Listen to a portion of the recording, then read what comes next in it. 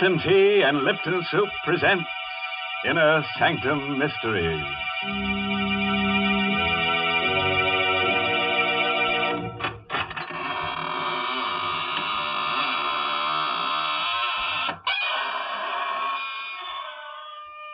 Welcome to the shadowy borderland of the squeaking door, all you hardy adventurers.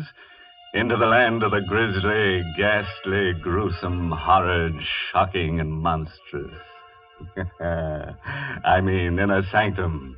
Of course, I assume that we're all old friends here, but if by any chance there's a stranger among us, perhaps I should state the purpose for which we are here assembled. Our object is to make your spine tingle and your hair stand on end. That's right. When we're through, you'll discover that a fiend in need is a fiend indeed. Heavens, you stop talking so scary, or folks will tune us off their radios. Oh, Mary, I'm just trying to scare them into the chill, so they'll have to drink Lipton tea. Well, that isn't necessary at all. For a great many years, people have been enjoying Lipton tea without any persuasion from you. That famous Lipton flavor has won the praise of tea experts all over the world. And you know, folks, these experts describe the Lipton flavor by saying that it's brisk. B-R-I-S-K.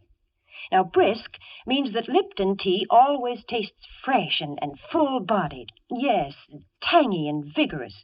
Never flat or wishy-washy. That's why I always say you don't know how good tea can be till you know how good Lipton's is. And now, friends, let's go from tea to terror. Yes, the title of tonight's story is Terror by Night.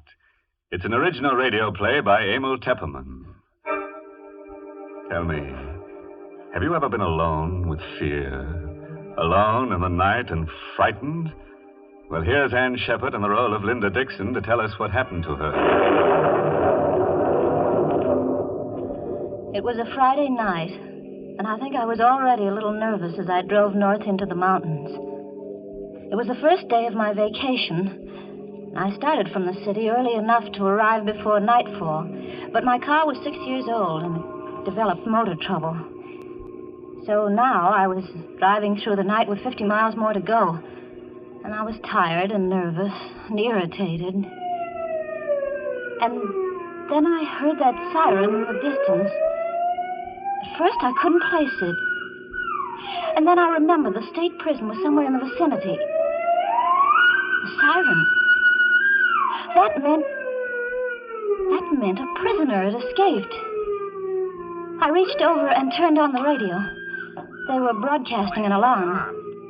I repeat, motorists are warned to be on the lookout for Lee Hartley, who escaped from the death cell at State Prison at 9:15 p.m. He is 5'10", dark-haired, regular features, no distinguishing marks. Hartley is a confirmed killer. He is believed to be armed. Beware of Hartley. He would rather kill than eat. I'd better give you that again. He would rather kill than eat. And that man was loose. I stared ahead at the lonely road spinning toward me through the windshield. It has been established that Hartley was helped to escape from the outside by his sweetheart, Helen Hearn, a red-headed woman just as vicious as Hartley himself. It is thought that Hartley and the Hearn woman may have separated after the escape. All motorists are warned to beware of a dark-haired man and a red-haired woman, alone or together. My hand was shaking a little as I turned off the radio. I looked in the car mirror and shivered. I, too, have red hair.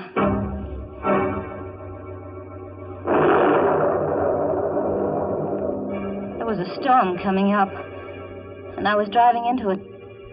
And the night was black, and I felt small and lonely and frightened in the car. Then I saw them in the mirror, the headlights sweeping up behind me. A car. It had come out of nowhere. It was pulling alongside, cutting me off. I cowered behind the wheel and watched the door of that other car open. A man stepped out. Oh, I breathed a sigh of relief. It was a state trooper. Driving all alone, miss? Oh, yes, officer. Sorry if I scared you. We're stopping all cars. Where are you heading for, miss? Oh, I'm going up to Seven Lakes Hotel. That's near Carstairs. You see, I started out late from the city, and I'm having motor trouble. Yeah, sure. Can I see your driver's license, please? Yes, my driver's license, of course. Here, I've got it somewhere in my purse. I seem to be all fingers. That escaped prisoner, Hartley. How'd you know about him? Oh, well, I heard the prison siren. Then it came over the radio about Hartley and his red-haired girlfriend. Say, you've got red hair, too. Well, you don't think I'm that woman. Find that license yet? I'm sure it's in here. So many... Oh, here, I've got it. Here's my license. Thanks.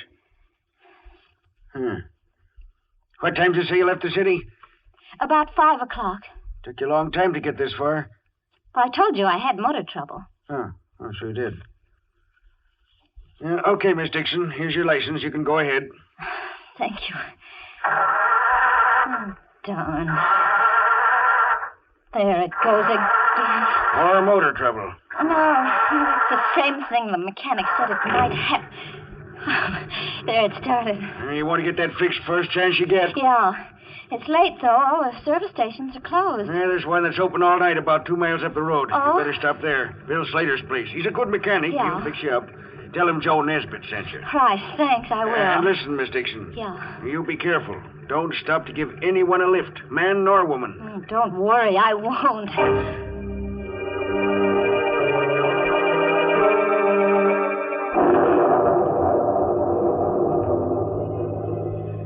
The night closed in on me again, but I didn't feel quite so nervous, knowing that the trooper was somewhere behind me on the road, and Bill Slater's service station ahead. In a few minutes, I saw the lights on the service station. I swung into the open space in front of the pumps, and I stopped. There was a rumbling of thunder in the west. The storm was moving up fast. There was another car, a coupe, parked at the pump. But there wasn't anybody in it. And I didn't see any attendant around either. I pressed the horn button. No one answered. No one came out of the office. Still no response. Everything seemed so quiet and suddenly ominous. I found myself shivering. I had a curious feeling that someone was watching me. I've got to get away from here fast. The starter won't work again. It won't start. It won't start.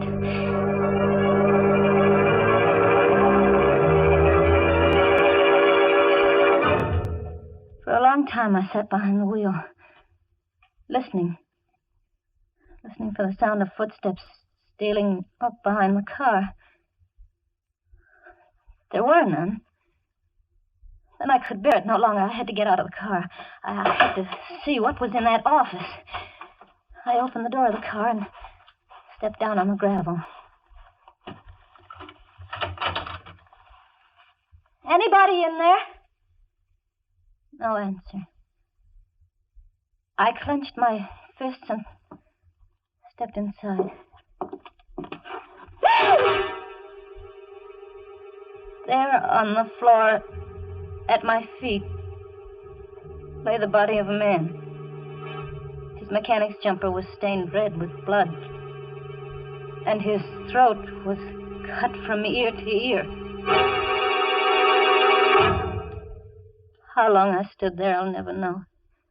I was petrified, unable to move, unable to take my eyes from the bloody body.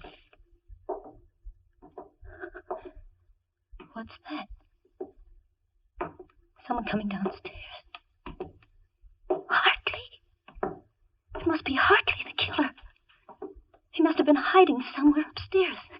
I've got to get away outside. But how? My car won't run. That other car, the coupe, I could jump into that. Yes. If I could reach that coupe before he comes down. Anything wrong, sister? Too late. Anything I can do for you, sister? Yes, it's my car. It won't start. I thought someone here might help me. Sorry. There doesn't seem to be anybody around. That's my coupe over there. I stopped for gas and no one came out, so I went in and looked around. Did you find anyone? There isn't a living soul in there. Oh. You look kind of tired. Oh, no, I'm all right. My name is Taylor. Oh? John Taylor. I'm Linda Dixon. Linda Dixon, huh? Glad to know you. Traveling far tonight? Well, I'm going to Carstairs. Seven Lakes Hotel. They're expecting me. Now, what do you know about that? What? Carstairs is the town I'm heading for, too. Isn't that a coincidence? Yes, I'm sure it is. Your car won't run, huh? Tell you what, we'll put your baggage in my car, and I'll give you a lift to Carstairs. You can send for your car in the morning. Oh, no. I'll have your bag switched in a jiffy. Please, no, I would rather not. We are all switched. Now, come on. Get in here. He took my arm and helped me into the coupe. His hand was strong. His grip was hard. It hurt me. There you are. Snug as a bug in a rug.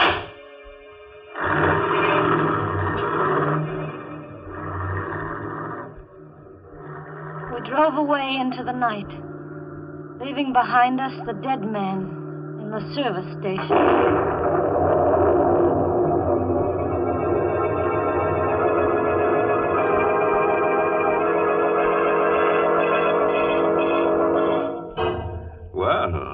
From where we sit, it looks as if pretty Linda Dixon has gotten herself into an awful jam. And believe me, she's shaking like jelly. My goodness, that poor girl. And just think, this is supposed to be her vacation. Why, Mary, she's in the country now, isn't she? In fact, it looks to me like she's going back to the soil, horizontally. Oh, dear. Why do you always look on the dark side of things? Seems to me you're always pessimistic. Of course, lots of folks feel that way at times, like when they've been working too hard and they're tired. But you know, I think there's nothing better for that let-down feeling than a good hot cup of Lipton's, the tea with the brisk flavor. That brisk flavor really perks you up. You see, that word brisk, B-R-I-S-K, is just another way of saying that Lipton tea tastes full-bodied and vigorous. Yes, tangy and spirited, never flat or wishy-washy. So try Lipton's real soon, won't you, folks? Well, now, let's go back and see how pretty little Linda Dixon is making out, all alone in the car with a strange man. But after all, she shouldn't be too scared of him. He's just a felon who needs a friend.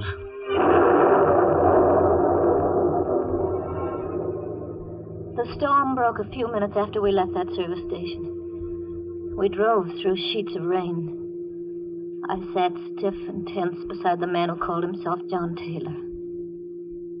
He had both hands on the wheel, and he stared out through the windshield. My eyes focused on something on his right hand. There was a stain, a small stain, but it was wet and red. I couldn't take my eyes off it. What are you looking at? What? Oh, nothing. Nothing at all. Think I'll turn on the radio. Did you know there's been a jailbreak? Hartley is 5'10", very dark hair. Don't be fooled by his pleasant manner. He is a killer by instinct. Take no chances with this man. He is absolutely... I looked at the man beside me.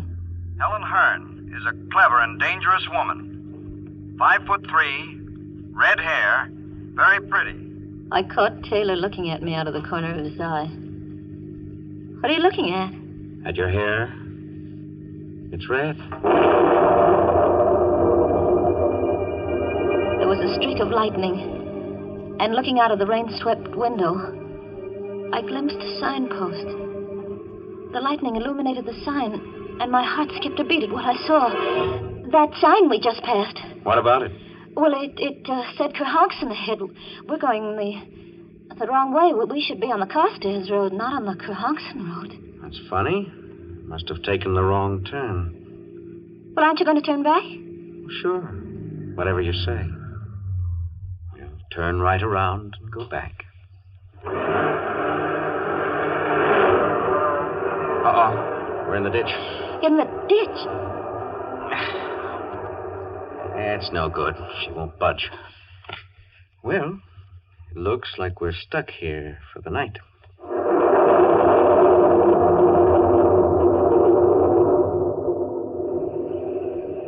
You look scared. Oh, no.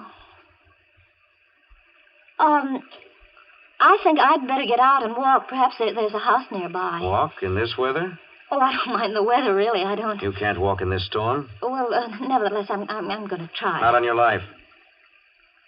What do you mean? We're staying right here till I get the car out of the ditch. You get pneumonia walking in this storm. But I'm Let's see. Where's that flashlight? Ah, here we are. Got some tools in the trunk compartment.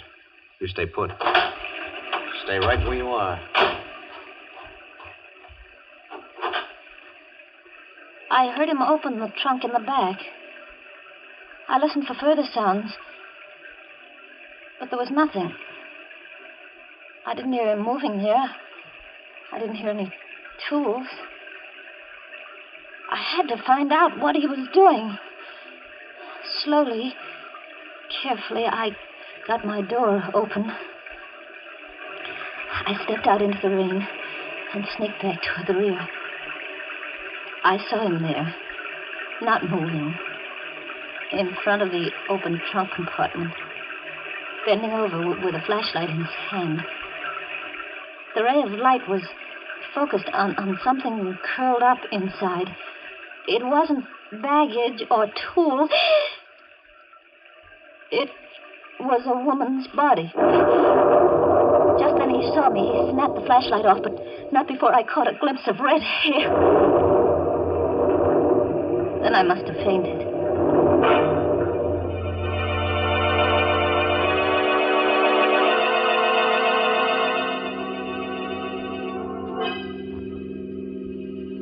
When I came to, I found myself seated inside the car again. My face and hair were wet. My clothes were dripping. John Taylor was driving. His face, as he stared ahead through the night, was dark and bleak. The storm was over. Night was quiet. Oh, so you're awake again? I don't feel well. Is it because of what's in the trunk compartment? She's dead. I told you not to get out of the car. What are you going to do with me? What do you think? Please. Sorry, sister.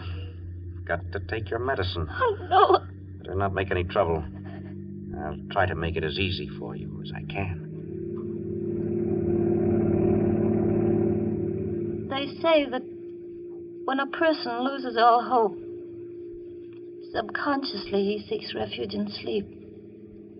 That's what must have happened to me. I must have dozed, or perhaps I fainted, I don't know. But I awoke with a start at the sound of brakes. I sat up straight and saw that we stopped in front of a small fieldstone house. Why are we stopping here? I'm out of gas. Oh. Come on. We're going in. Sign on the door said Roger Bryce, M.D. A doctor's house. I began to feel a spark of hope. There might be a chance. I'll do the talking. Is that clear? Yes. Where's the bell? Oh. Must be awake. There's a light in the parlor. How do you do? Good evening. Dr. Bryce? Yes. Can I help you? I'm terribly sorry to disturb you, Doctor, but my sister and I were heading for Carstairs, and we seem to have gotten lost. And we're out of gas. His sister. He was passing us off as brother and sister.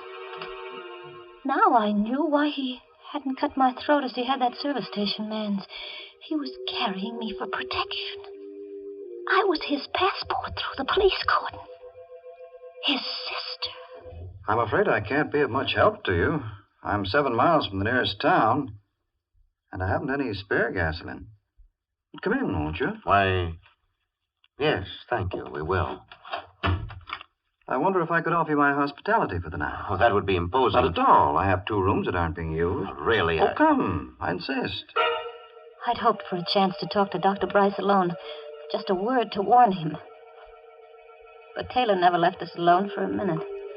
He insisted coming into my room. To make sure, he said, that it was comfortable enough for me. Then he took the doctor by the arm and went out with him.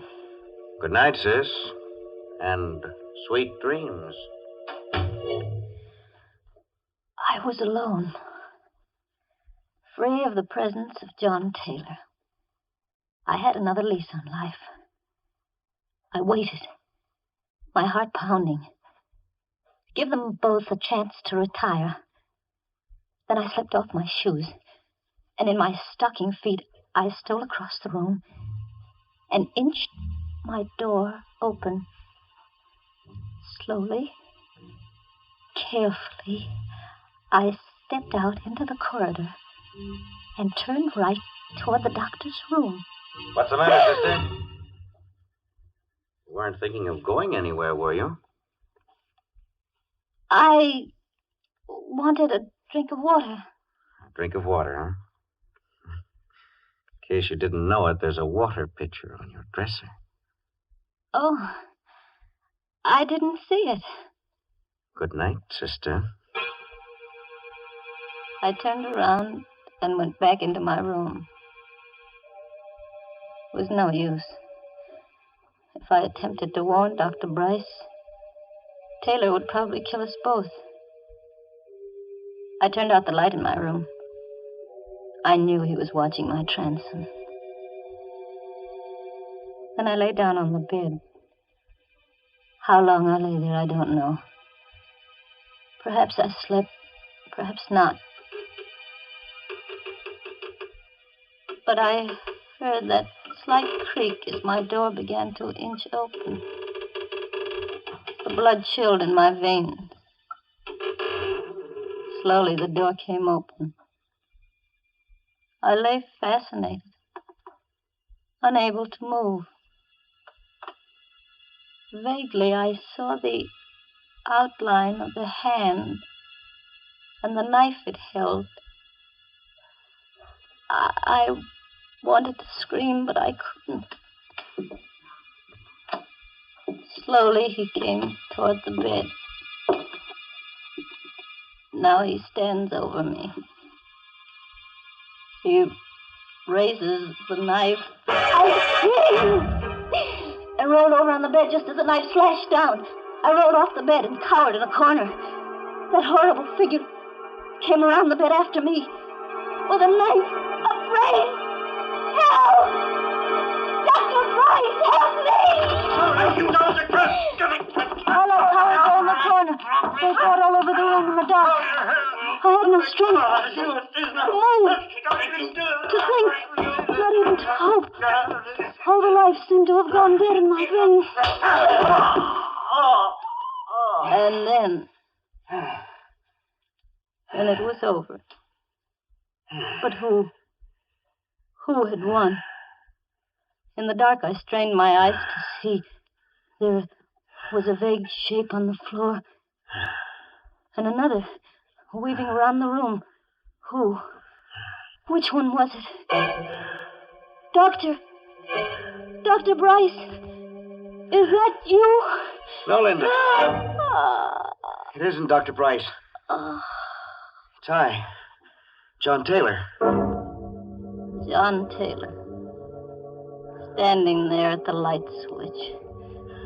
And on the floor lay Dr. Bryce unconscious, with a long gash in his head. I had to hit him with a water pitcher. My eyes turned to Dr. Bryce. I saw the knife still gripped in his right hand. That's Hartley, Linda. Lee Hartley, the killer. It was he who came in here with a knife? Right. I was down the cellar just now. The real Dr. Bryce is down there, dead. And this fellow posed as Bryce when we came to the house. Then you're not Hartley. No, isn't that rich? All the time you thought I was Lee Hartley, and I thought you were Helen Hearn. On account of your red hair. But the red-haired woman. That's Helen Hearn. This fellow must have killed her back at the service station and stuffed her body in my trunk compartment while I was inside. That all happened last summer. In time, I think I'll manage to forget that night of horror. But it won't be soon. Sometimes in the night I dream that I see that awful figure with the knife poised above my throat. And I wake up screaming. But then John takes me in his arms and holds me tight and tells me that everything's all right. You see, I'm Mrs. John Taylor now.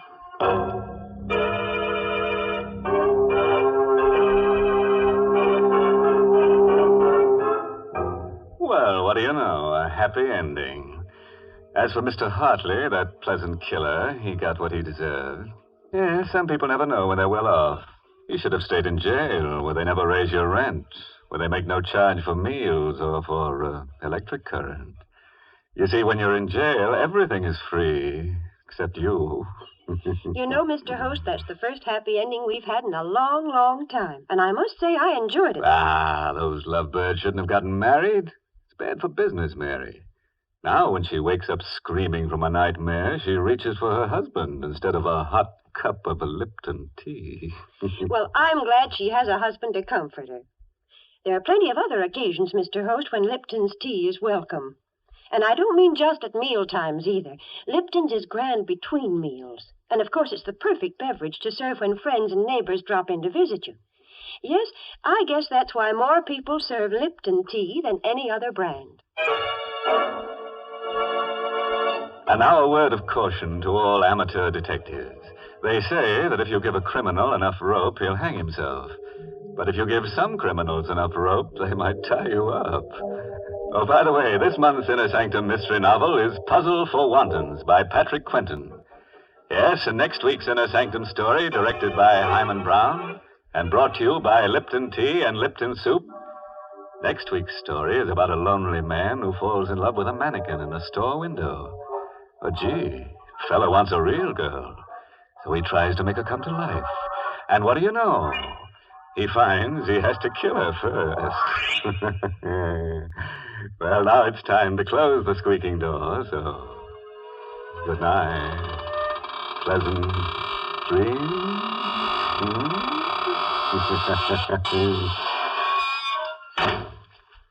Folks, these busy days, we all want to save time when we prepare meals, and yet we don't want to sacrifice that good homemade taste. Well, the answer to that is Lipton's Noodle Soup. You see, Lipton's takes no time to prepare, and yet it has a real fresh-cooked chickeny flavor. Yes, it tastes just like the chicken noodle soup you'd make right in your own home. Lipton's is economical, too. It costs less and makes more than canned soups. So, folks, don't forget to serve Lipton's Noodle Soup. And don't forget to tune in next Tuesday night for another Inner Sanctum Mystery. This is CBS, the Columbia Broadcasting System.